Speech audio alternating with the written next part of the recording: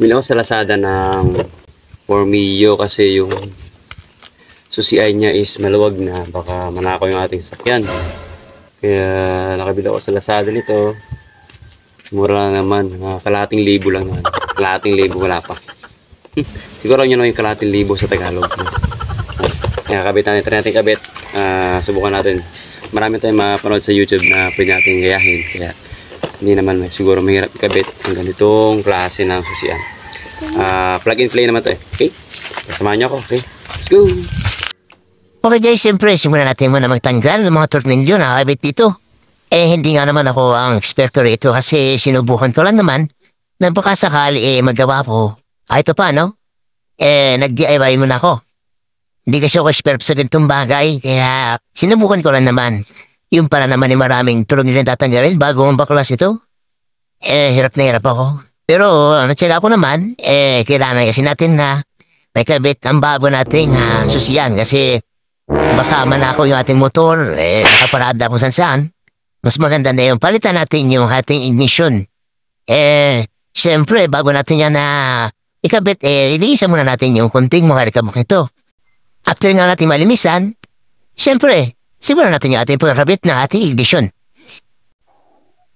Kailangan muna tanggalin yung kanyang access sa wirings.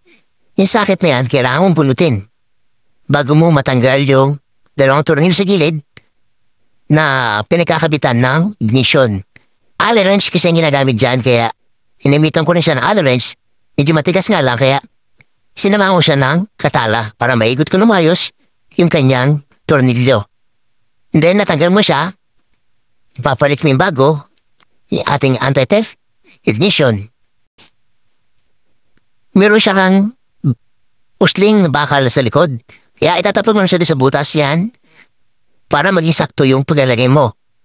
And then may dalawang butas sa gilid na pinagtanggalan mo ng tornilyo para dun mo rin nilagay yung kakabit mong tornilyo. Yun na siya kasimple. Kaya kahit baguhan ka, magagawa mo itong ganitong bagay.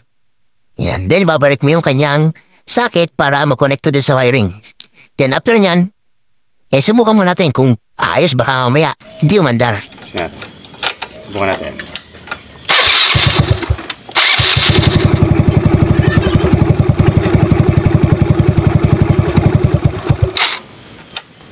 Yun, ayos. Ngayon dito naman tayo sa may likuran. Yung kanyang bukasan ng bangko. Need mo rin siyang tanggalin yung tornilyo sa taas. Yan, nag-iisa lang naman siya. Kaya madali mo siya matatanggal din. Tanggalin mo rin yung tornilyo sa kabitan ng yung stoplight.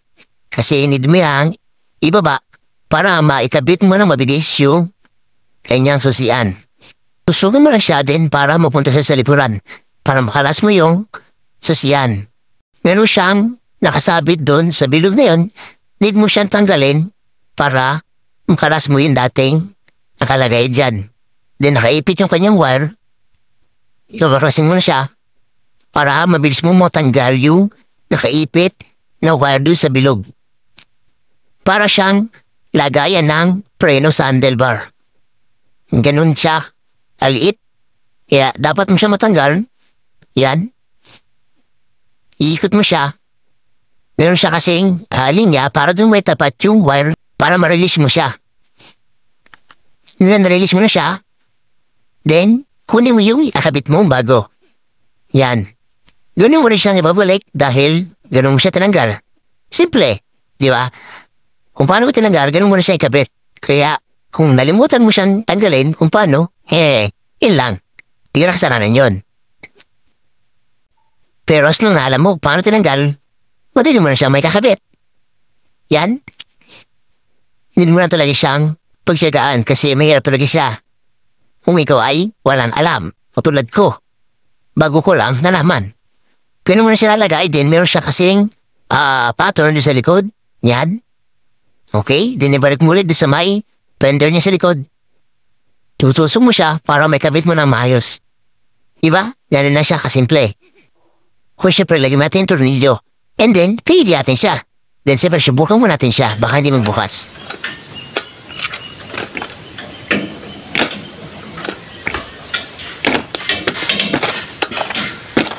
At yan guys, ay natapos din natin yung ating DIY nakabit natin parehas yung kanyang bagong vision, harap at likod, kaya kahit tayo hindi eksperto sa ganitong bagay, natapos na natin siya ng maayos. Kaya maraming salamat and ingat!